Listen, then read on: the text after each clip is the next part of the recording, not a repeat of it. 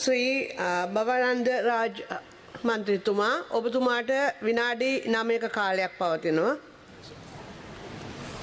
Honorable Deputy Chairman of the Committee, Honorable Ministers, Honorable Deputy Ministers, and Honorable Member of Parliament, கௌரவ பாராளுமன்ற உறுப்பினர்கள் அனைவருக்கும் எனது வணக்கம். ஆயுபோவான். Good evening. Thank you, Madam, for this opportunity to given to me. மாதா, பிதா, குரு, தெய்வம் ஆகியோரை வணங்கி எனது இந்த முதலாவது உரையை நான் நிகழ்த்துகின்றேன்.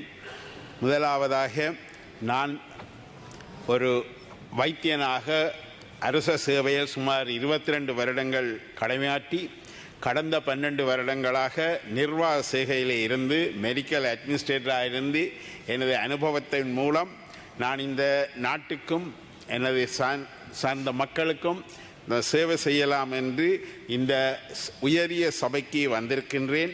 எனவே இந்த உயரிய சபைக்கு வருவதற்கு எனக்கு உதவி செய்த தேசிய மக்கள் சக்திக்கும் எனது இந்த வெற்றிக்காக உழைத்த எனது மக்களுக்கும் எனது இந்த நன்றியை கூட கடமைப்பட்டுள்ளேன். இந்த ஆட்சியில் உங்களுக்கு தெரிந்திருக்கும் இதுவரை பேசிய எமது பாராளுமன்ற உறுப்பினர்கள் எதிர்க்கட்சியினால் வழங்கப்பட்டிருந்த கேள்விகளுக்கு தரமான பதில்களையும் தகுந்த ஆதாரங்களோடும் வழங்கியிருந்தார்கள்.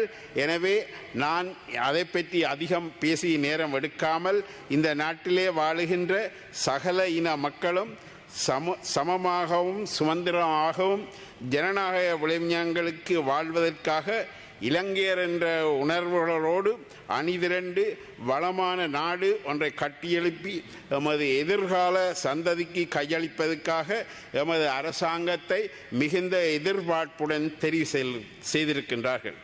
நான் பிரதிநிதித்துவப்படுத்தும் யாழ், கிளிநொச்சி மாவட்டங்கள் வாழும் மக்கள் மிக தெளிவாக, அதாவது தமது மொத்த 6 உறுப்பினர்கள் 3 உறுப்பினர்களை தங்கள் வாக்குகள் மூலம் தெரிவித்திருக்கிறார்கள்.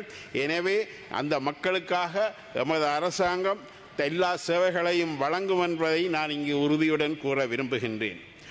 அடுத்ததாக எமது வடமாகாணத்தில் உள்நாட்டில் போரின் மூலம் சொல்லனா துயரங்களை அமைத்த எமது மக்களுக்கு எமது அரசு மூலம் ஒரு நிம்மதியான வாழ்க்கையை இந்த நாட்டில் ஏற்படுத்த என்னால் இயன்றவரை முயற்சிப்பேன் என எனது மக்களுக்கு நான் உறுதியளிக்க விரும்புகின்றேன்.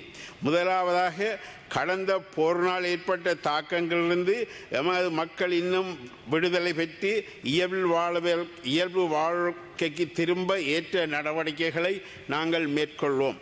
அதன் ஒரு அங்கமாக பல ஏக்கர் மக்களின் காணிகள் இன்னும் அவர்களிடம் ஒப்படைக்கப்படாமல் பழைய அரசாங்கங்களினால் இழுத்தடிக்கப்பட்டு வந்திருக்கின்றது.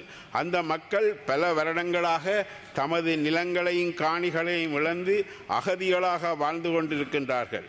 குறிப்பாக நான் சார்ந்த வலிகாம் வடக்கு பகுதியில் பலாலி, மயிலட்டி, காங்கேசந்துறை, வசாவளான் போன்ற பகுதி மக்கள் இன்னும் தங்கள் காணிகளுக்கு சென்று குடியமரவோ விவசாயத்தை செய்யவோ முடியாமல் எதிர்பார்த்து காத்திருக்கின்றனர். எனவே அவர்களுக்குரிய காணிகளை நாங்கள் ஒப்படைப்பது எமது கடமையாகும். அதற்காக நாங்கள் அயராது உழைக்க வேண்டியுள்ளது. அத்துடன் யாழ் மற்றும் கிளிநொச்சி மாவட்டங்களில் பல வீதிகள் மக்கள் பாவனைக்காக தடை செய்யப்பட்டிருக்கின்றது. அவை அனைத்தையும் திறந்துவிட்டு மக்களின் சுதந்திரமான நடமாட்டத்துக்கும் மத தலங்களுக்கும் சென்று வர நாங்கள் எமது அனுமதியை வழங்க ஏற்ற நடவடிக்கைகள் எடுப்போம். அடுத்ததாக நீண்ட காலமாக விசாரணைகள் எதுவுமின்றி சிறையில் தடுக்கப்பட்டிருக்கும் அரசியல் கைதிகளும் விடுவிக்கப்பட்டு அவர்களும் சமூக வாழ்க்கையை வாழ இணைந்து அவர்களை நடவடிக்கை எடுக்க வேண்டியது எமது அரசாங்கம் ஒரு கடமையாகும்.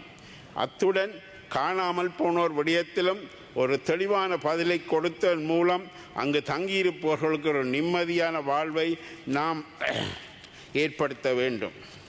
எனவே எமது மாகாணத்திலும் மாவட்டத்திலும் பல சுகாதார, கல்வி, போக்குவரத்து, போதைப்பொருள் பாவனை, தொழில் பிரச்சனைகள் தீர்க்கப்பட வேண்டிய ஒரு தேவை இருக்கின்றது.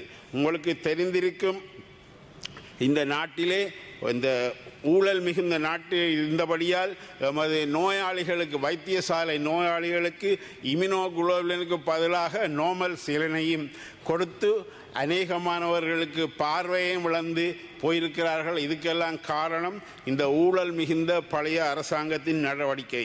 எனவே இந்த இலவச சுகாதாரத்துறையை மிகுந்த சவால்களை சந்திக்க வேண்டி வந்திருக்கின்றது. இதனால் எனது மாவட்ட மக்களும் படும் துன்பங்கள் அளவிட முடியாத அளவு இருக்கின்றது. முதலாவதாக வைத்தியசாலைகளில் போதிய அளவு உட்கட்டமைப்பு வசதிகள் இருந்தும் போதிய ஆளணியின்மையால் பயனற்று இருப்பதை காண முடிகின்றது. எனவே இந்த பிரச்சனையை தீர்ப்பதற்காக காடர் ரிவிஷன், அதாவது ஆளணி மீளாய்வு இன்மையால் பல வைத்தியசாலைகள் இயங்க முடியாத நிலையே காணப்படுகின்றது.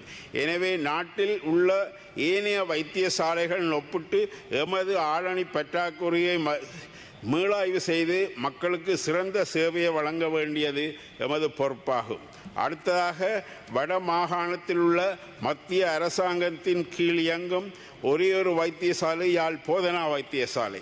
எனவே அங்கே சகல தர ஊழியர்களுக்குமான வெற்றிடங்கள் அல்லது காடர் ரிவிஷன் செய்யப்படாமையால் அந்த மக்களுக்கு ஒரு முழுமையான சேவையை வழங்க முடியாது இருப்பது. எனவே அத்தோடு மிகப்பெரிய பிரச்சனையாக இருப்பது ஒரு மகப்பேற்று விடுதி அங்கின்மையாகும்.